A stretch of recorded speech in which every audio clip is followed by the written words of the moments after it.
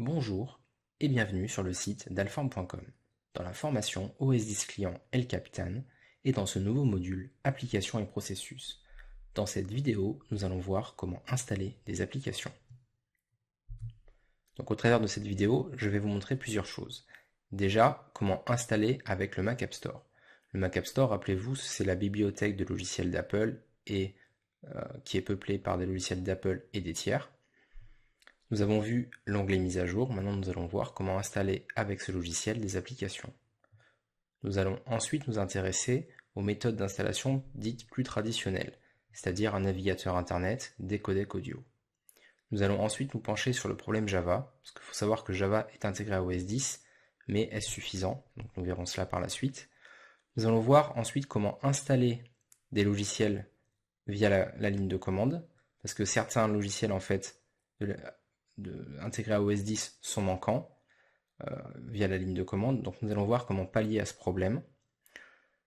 Nous allons voir au travers de Gatekeeper et des processus de sécurité et même de la quarantaine comment sécuriser notre Mac et comment est-ce réglé par défaut. Et enfin, nous allons voir comment désinstaller ou supprimer un logiciel avec les différentes méthodes d'installation que nous avons fait au préalable. Donc le Mac App Store. Bon, vous l'avez déjà vu, hein, c'est cette petite icône bleue qui est dans votre dock par défaut. Si vous ne l'avez pas, vous allez dans le dossier application App Store. Donc nous, qu'est-ce que nous avons fait jusqu'à présent? On s'est intéressé à la partie mise à jour, donc mise à jour voilà, du système ou des drivers, mais nous n'avons pas vu l'installation d'applications. On avait vu également les paramètres de l'App Store pour les mises à jour. Maintenant, nous allons voir l'installation d'applications. Donc il faut savoir voilà, qu'il faut avoir un Apple ID valide et on va regarder les paramètres pour autoriser ou non l'achat d'applications, que ce soit gratuit ou payant. Quand je dis achat, vraiment ça concerne les deux. Donc les paramètres, avant de télécharger une application, ils se trouvent dans Préférences système et App Store. Nous allons aller en bas. Là, ça concerne les mises à jour. Maintenant, réglage de mots de passe. Pour les achats et les achats intégrés, c'est bien de laisser toujours exiger un mot de passe. Par contre, pour les téléchargements gratuits, on peut faire enregistrer le mot de passe. Auquel cas, là, comme ce n'était pas réglé par défaut, il va falloir que je rentre le mot de passe de mon Apple ID.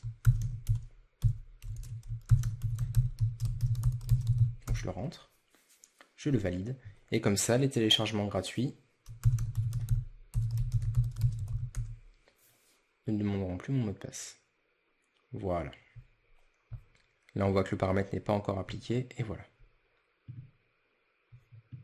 Enregistrer le mot de passe. Très bien. Maintenant, le Mac App Store, qu'est-ce que c'est? Donc, on l'a déjà vu, c'est la bibliothèque, voilà, qui est intégrée à OS 10, la bibliothèque officielle d'Apple, auquel on va trouver nos applications sandboxées.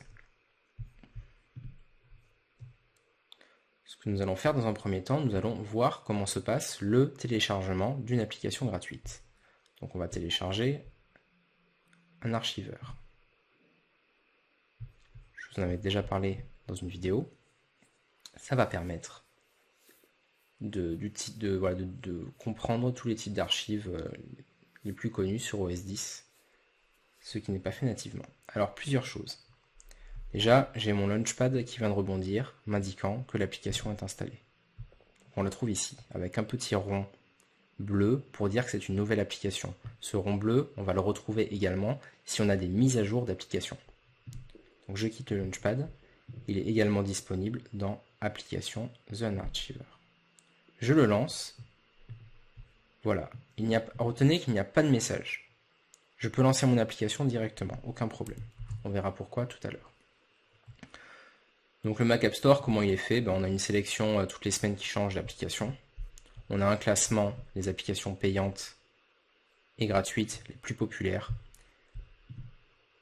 On peut chercher par type, voilà, par catégorie d'applications. Typiquement, si je vais dans Productivité, je vais voir les applications promues par Apple.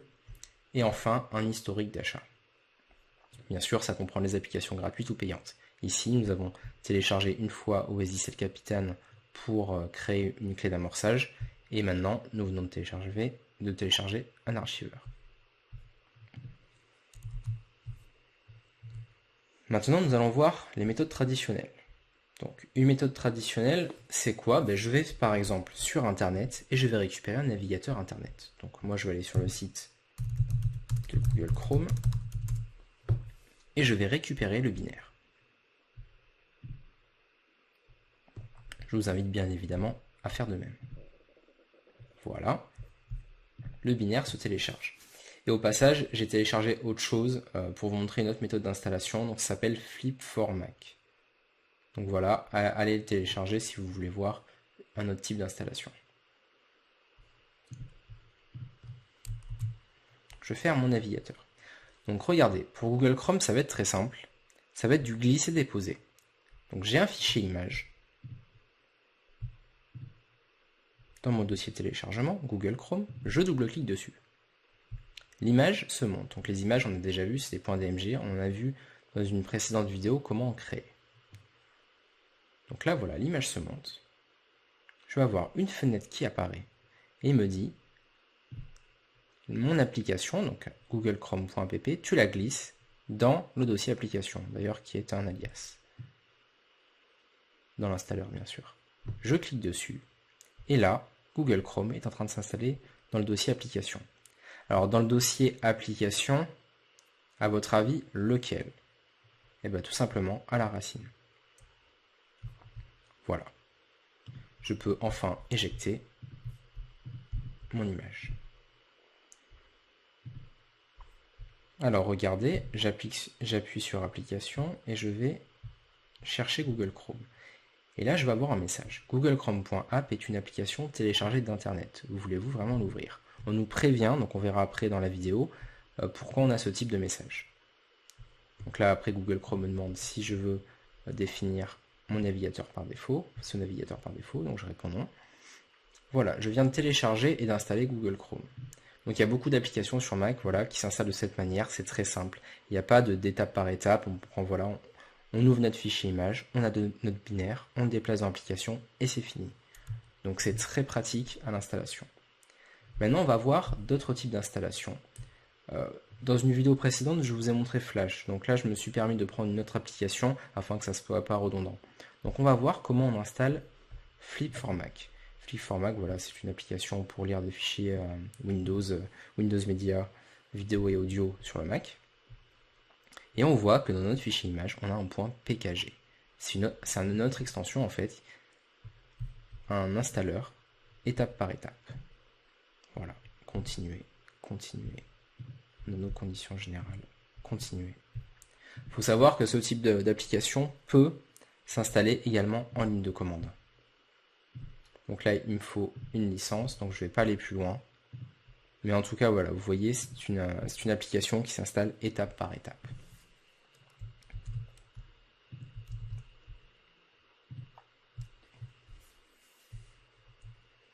Maintenant, le problème Java. En fait, Java, il est intégré à OS X nativement. Mais en fait, ce n'est pas dit, mais il requiert une installation additionnelle pour être pleinement supporté. Donc en fait, il suffit de se rendre sur le site de Java, aller dans la rubrique Java Mac et installer Java. Donc je vais vous montrer Java, donc java.com, bon, Java Mac.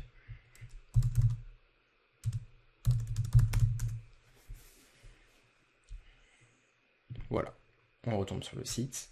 Et là, télécharger la dernière version de Java. Télécharger. Voilà, si vous utilisez des applications en Java, par exemple, je vous conseille, enfin c'est Apple également le conseil, de télécharger cet installeur additionnel. Donc là, il est en train de se télécharger dans le dossier téléchargement. Je vais d'ailleurs repasser dans cette vue. Voilà, je peux fermer dès à présent mon navigateur. Et je vais installer Java. Donc on va voir comment l'installation de Java se comporte. Alors là, c'est un package assez particulier, c'est un point .app, mais on ne va pas le déplacer dans l'application. On va double-cliquer, de toute façon c'est marqué double-clic on icon, tout installe. Il nous dit voilà, elle vient encore une fois d'internet, êtes-vous sûr de vouloir l'ouvrir? On va faire confiance à l'éditeur. Dès le début, il me demande mon mot de passe administrateur. Et voilà, une installation étape par étape. Donc, on va l'installer. Et voilà, c'est assez rapide. Et là, il nous vérifie, voilà, vérifier la version de Java. On va se fier pour utiliser le module Java. On va rappuyer sur le bouton vérifier. Et là, il va vérifier notre version de Java, s'il le veut bien. En attendant, je vais éjecter le volume. Bon, alors là, le fait que ce soit une machine virtuelle, je pense ça peut prendre un peu de temps. Mais voilà, vous avez vu comment installer le module additionnel de Java. Donc important si vous utilisez des applications de ce type, avec cette technologie. Maintenant, là, quelque chose d'un peu plus compliqué, on va voir comment installer des applications en ligne de commande. Alors, il faut savoir qu'on a un gestionnaire de paquets qui est très connu, qui s'appelle MacPort. Moi, personnellement, je l'utilise pas trop, j'aime pas vraiment en fait ce logiciel. Mais il est bien, mais j'ai trouvé d'autres méthodes que je préfère pour voilà, installer des paquets que j'utilise. Alors, si vous voulez utiliser MacPort, je vous invite à aller sur le site internet. Nous, on va faire quelque chose de différent, quelque chose un petit peu qui change de manière traditionnelle. Beaucoup de gens voilà, se réfèrent à MacPort. Moi, je fais autre chose. Alors, tout simplement, nous, ce qu'on va faire, c'est qu'on va installer Homebrew, qui est également un gestionnaire de paquets. Donc, ce que nous allons faire, nous allons directement aller sur le site de Homebrew pour voir comment installer. Donc c'est marqué The Basic Package Manager for OS X, donc comme son nom l'indique, ça va nous être très utile. Et c'est ce qui nous manque. Donc là, il y a une ligne de commande à rentrer, à copier-coller. Donc d'habitude, il ne faut pas faire des copier-coller bêtement. Mais là, voilà, c'est moi qui vous le dis, vous pouvez le faire sans problème. J'ai même déployé ce logiciel, ce gestionnaire de paquets en entreprise, il n'y a vraiment aucun souci. Donc, je vais dans le terminal. Sans la faute, ça sera mieux. Voilà. Alors, et là en fait, je vais juste copier la commande. Alors, faut pas être administrateur ni root, hein, je vous le dis, il faut la taper comme ça. Vous faites entrer. Et là, on a deux choses. Déjà, ça va nous déclencher l'installation additionnelle des tools d'Xcode. Donc, Xcode, c'était le logiciel voilà, pour faire du développement. Donc là, on fait installer, on accepte les conditions, et il va télécharger voilà, les logiciels manquants automatiquement. Donc voilà, comme quoi, en ligne de commande, on peut imbriquer voilà, on va dire des réactions du système. C'est-à-dire qu'on va lancer une ligne de commande et ça peut nous déclencher voilà, l'installation d'un module additionnel automatiquement. Bon là bien sûr on a dû quand même le confirmer, mais via des scripts on peut également l'automatiser. Donc voilà, le téléchargement va prendre 1 minute et après on va pouvoir continuer l'installation de Homebrew.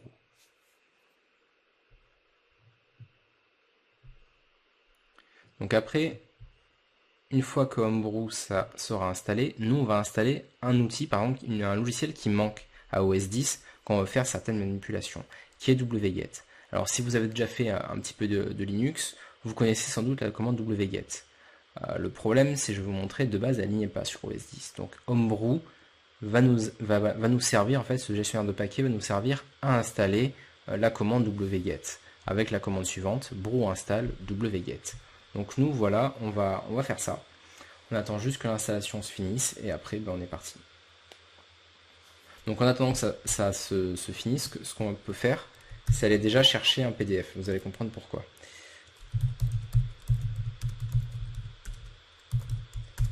Voilà, donc je vais chercher un PDF.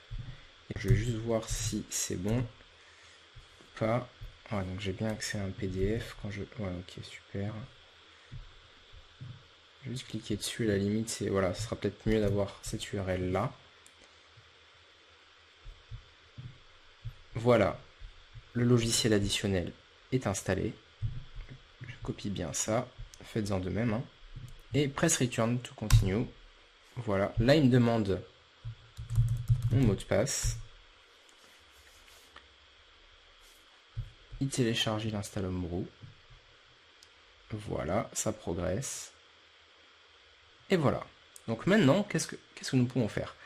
Avant, sur le système, on n'avait pas accès à cette commande, mais elle vient d'apparaître, on vient de l'installer, c'est la commande brew.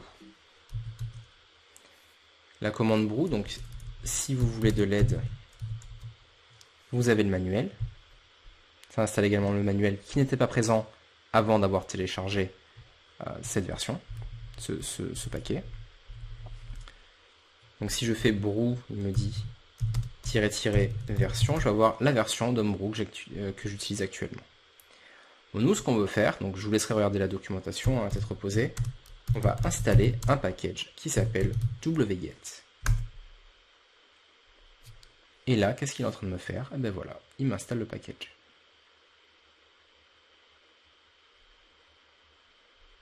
Ça se poursuit. Voilà, il me dit installing wget. Il télécharge tout ce qui va bien, et voilà. Donc là, si je tape wget, j'ai accès à la commande wget. Donc le but maintenant, ça va être d'utiliser la commande wget. Donc la commande wget, pareil, si vous ne savez pas, maintenant la page du manuel vient d'apparaître. Vous avez accès à la commande wget. Donc nous, on va faire très simple. On va se positionner par exemple dans le bureau. Voilà, je suis dans le bureau. Et je vais faire wget, l'URL du PDF que j'ai récupéré sur internet. Je fais entrer. Et mon PDF se télécharge automatiquement. On a la date, le débit moyen, et qu'il est sauvegardé avec sa taille exacte. Voilà comment installer par exemple un logiciel en ligne de commande. Nous allons maintenant parler des processus de sécurité. Bon, ben, faut savoir que sur le Mac App Store, comme on l'a déjà vu, les applications sont sandboxées. Donc ces applications, voilà, représentent un très faible risque de faille de sécurité, en tout cas au niveau du système. Voilà, elles ne sont pas intrusives. Apple également maintient une liste de malware qui empêche l'utilisateur d'ouvrir une application. Si vous installez une application en fait depuis Internet et que voilà, c'est une application qui est reconnue en tant que malware, vous ne pourrez pas l'ouvrir. C'est pareil, comment ça se passe? En fait, l'application OS 10 vérifie le contenu et les sources du développeur. Ce qui est en fait, par exemple, si c'est un point .app, OS 10 va regarder le contenu du point .app. Et pour voir le contenu, vous pouvez faire clic droit, afficher le contenu du paquet. Maintenant, la quarantaine. Moi, j'ai eu un problème d'ailleurs avec ça, je vais en parler. Donc la quarantaine, en fait, c'est des éléments téléchargés peuvent être mis en quarantaine. Ça peut être des images disques, des installeurs, des scripts, etc. Ben, en parlant des scripts, justement, moi je fais pas mal de scripts en entreprise et j'ai eu un problème il n'y a pas longtemps d'ailleurs. J'appliquais des scripts à un parc de Mac et à un moment mes scripts ils marchaient pas et je comprenais vraiment pas parce que ils trouvaient plus mes scripts, ils voulaient plus les exécuter. Et en fait, ben, tout simplement, ils les avaient placés en quarantaine. Alors, je vous donne l'astuce, voilà, si ça vous arrive, on sait jamais, la commande pour enlever vos scripts de la quarantaine. Donc ça peut être, moi je les rajoute maintenant dans mes scripts pour pas avoir ce type de problème. Donc la commande, voilà, elle s'appelle xattr-d. Vous allez taper dans la quarantaine d'Apple, donc com.apple.quarantaine, et après le chemin de votre script. Et une application téléchargée depuis Internet est soumise à validation de l'utilisateur. Ça, on l'a déjà vu tout à l'heure. En fait, quand on a téléchargé Google Chrome et qu'on l'a installé, il nous a dit cette application provient d'Internet, êtes-vous sûr de vouloir l'ouvrir? Et on répond oui ou non. Si on n'est pas sûr, et c'est que si on n'a pas téléchargé l'application et qu'on a ce message, c'est problématique, donc faites annuler. Maintenant, Gatekeeper. Alors, où est-ce que ça se trouve déjà, Gatekeeper? Parce qu'il n'y aura pas marqué Gatekeeper hein, sur le Mac, ça serait trop simple. Vous faites préférences système. D'accord? Sécurité, confidentialité. Général. Et c'est en fait, c'est ça, Gatekeeper. Donc, pour y avoir accès, il faut déverrouiller le petit cadenas, taper votre mot de passe administrateur, et vous avez trois options. Bon, Mac App Store, qu'est-ce que c'est? Mac App Store, voilà, on autorise uniquement les applications téléchargées du Mac App Store. Alors, idéalement, c'est super secure. Le problème, c'est que sur le Mac App Store, vous n'allez pas trouver tout ce que vous voulez. Et puis, il y a beaucoup quand même de logiciels payants, hein, faut être honnête. Typiquement, si vous voulez lire une vidéo, je sais pas, VLC, le VLC n'est pas sur le Mac App Store. Déjà, le premier problème. Si vous voulez passer au cran un peu en dessous, mais ça risque quand même pas grand chose de plus, c'est le Mac App Store et les développeurs identifiés. Voilà, ça va vérifier si l'application n'est pas un malware, si le développeur, voilà, le certificat est bien valide. L'autorité de certification est valide, donc voilà. C'est le paramètre qui est mis par défaut quand on installe OS 10. Bon, ça vaut ce que ça vaut. C'est déjà très sécure. Voilà, bon, beaucoup de gens qui ne connaissent pas l'univers Mac, qui vont rester comme ça, c'est pas plus mal. Ça peut empêcher quand même l'installation de certains logiciels, hein. Moi qui travaille, voilà, assez souvent en ligne de commande, qui installe des logiciels forcément pas forcément très sexy, mais qu'on a besoin, voilà, pour travailler. Moi, ça me convient pas, je vais être obligé d'appuyer sur cette case. Et là, voilà, il nous explique bien que cette sélection sera réinitialisée automatiquement si elle n'est pas utilisée pendant 30 jours. Donc c'est encore un gain de sécurité. Donc qu'est-ce qui se passe? Si j'ai coché cette option et que pendant 30 jours j'ai pas installé de logiciel dans cette catégorie, eh ben, automatiquement il va nous remettre au cran du dessus. Donc c'est bien, c'est bien fait. Voilà, c'est un aspect de sécurité supplémentaire. Donc nous, voilà, pour les besoins de l'information, on va rester comme ça, Mac App Store et développeur identifié, ça ira très bien. Maintenant, comment on désinstalle un logiciel? Voilà, pour conclure cette vidéo. Bah, il y a plusieurs méthodes. Déjà, si on a une application qui vient du Mac App Store, Apple a fait... si on a une application qui vient du Mac App Store, voilà, Apple, ils sont fait un peu à la mode, ce que j'appelle à la mode iOS, c'est-à-dire c'est un peu comme sur votre téléphone, sur votre iPhone ou votre iPad. Vous allez, donc tout à l'heure on a installé une application du Mac App Store qui était un archiveur. Vous allez en fait dans le Launchpad, et si vous appuyez sur la touche Option, la touche Alt, vous allez voir les applications téléchargées du Mac App Store qui ont une petite croix qui va apparaître en haut à gauche. Et ça permet de désinstaller une application. Si je clique sur cette petite croix, alors bien entendu dans la machine virtuelle, ça fonctionne pas si bien que ça. Mais si voilà, si j'arrive à cliquer sur cette petite croix, ça va nous amener en fait tout simplement à nous dire êtes-vous sûr de vouloir supprimer cette application? Je vais réessayer tout de même, on ne sait jamais. Non, là sur la machine virtuelle, ouais, il n'aime pas le Launchpad, ça je l'ai toujours constaté en plus. Bon, allez, c'est pas très grave. De toute manière, voilà, je vous l'ai mis dans le PowerPoint. Voulez-vous vraiment supprimer l'application? Donc ça fait vraiment à la mode iOS. Et voilà, bah, après elle disparaît. D'autres méthodes, alors un peu plus simples, enfin bon, tout aussi simple on va dire, c'est qu'en fait une application qu'on a installée dans le dossier application, je vais prendre le cas de Google Chrome, si je veux le supprimer, je le prends et je le déplace dans la corbeille. Ou alors j'utilise les commandes backspace. Je vide la corbeille, le logiciel est désinstallé. Alors après, si vous vous rappelez bien, on avait vu avec cette méthode, le problème c'est qu'on a supprimé que le .pp, et rappelez-vous, on avait vu les dossiers un petit peu application support, voilà, ce genre malheureusement de fichiers n'est pas supprimé automatiquement quand on met le logiciel dans la corbeille. Donc il peut rester des traces qui ne sont pas qui n'ont pas trop d'incidence sur le système. Mais voilà, je vais faire un peu l'analogie avec la base de registre Windows, donc c'est moins grave, mais typiquement il peut y avoir un démon qui tourne encore pour dire bah tiens regarde si Google Chrome est mis à jour. Donc c'est pas la meilleure méthode pour désinstaller une application. Faut savoir qu'il y a des logiciels additionnels qui existent qui permettent de désinstaller complètement des applications. Bon, pourquoi pas utiliser ça, hein, si vous voulez pas vous embêter comme moi des fois à chercher partout où se trouve, voilà, où est-ce que Google Chrome a posé voilà quelques fichiers ailleurs. Bon après on a l'habitude, hein, c'est toujours au même endroit, mais bon. Il y a quand même des logiciels qui le font très bien. Je pense à un collègue qui avait fait ça, ça s'appelle TrashMe. Il est disponible sur le Mac App Store. Voilà, c'est un logiciel qui marche très bien pour désinstaller des applications. Après, il y en a moult sur Internet. Enfin, des applications voilà, plus complexes ont des scripts de désinstallation. Je pense par exemple à la suite Office ou ce qu'on avait vu une fois, c'était les VMware Tools. Par exemple, si on refait un dossier intelligent, parce que je ne sais pas du tout où il est stocké, si je fais un dossier intelligent que je cherche dans tout l'ordinateur par type de contenu et que je fais application, j'avais vu à un moment, alors il faudrait que je le retrouve. Ah non, c'était pas là, c'était dans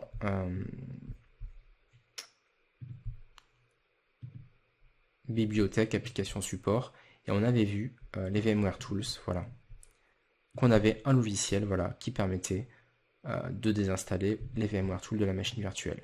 Ça peut être un exemple de script de désinstallation.